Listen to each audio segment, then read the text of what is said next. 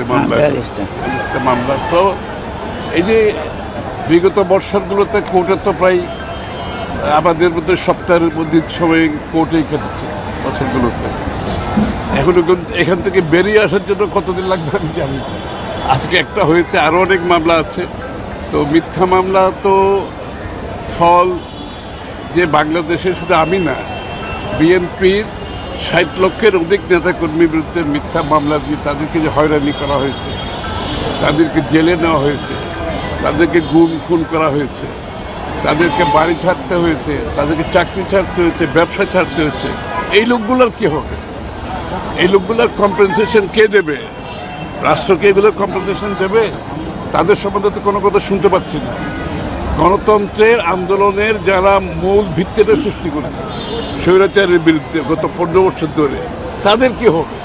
তাদের তো কোনো খবর আমি দেখতে, কেউ তাদের কোনো খবর নিচ্ছে সেটা তো আমি দেখতে পাচ্ছি না। এখন বিগত দিনে যারা এই আন্দোলনকে আজকে যে জায়গায় নিয়ে এসেছিল, স্বৈরাচারের পতন ঘটিয়েছে, 15-16 বছর ধরে যারা ত্যাগ স্বীকার করেছে, সব কিছু হারিয়েছে, তাদের কম্পেনসেশনের জন্য আমি কিছু দেখতে পাচ্ছি না। আমার মনে হয় এই বিষয়টা আমাদের সকলের ভাবা দরকার। আপনি কেমন বিচার বিভাগ দেখতে চান আসলে? আপনি কেমন বিচার বিভাগ? মুক্ত বিচার বিভাগ, স্বাধীন বিচার বিভাগ, যেটার জন্য আমরা লড়েছি 15-16 বছর ধরে। যে বিচারের নামে যে প্রহসনের মাধ্যমে লক্ষ লক্ষ মানুষের যে আজকে তাদের সব হয়ে গেছে, জীবনও হারিয়েছে, জেলে চিকিৎসার অভাবে মারা গেছে, পুলিশের কাস্টডিতে মারা গেছে, তো এইটার কম্পেনসেশন কে দেবে? গত 14-15 বছর ধরে এটা চলছে। সুতরাং বিচার বিভাগের স্বাধীনতা ছাড়া একটা দেশের গণতন্ত্র টিকতে পারে না। আর একটু ছোট করে জানতে চাই, বিচার বিভাগের স্বাধীন মন্ত্রণালয় গঠন করা, সচিবালয় গঠন করার কথা হচ্ছে, আপনাদের দলীয় কোনো মন্তব্য এই বিষয়ে আছে? এটা তো আমাদেরই প্রপোজাল।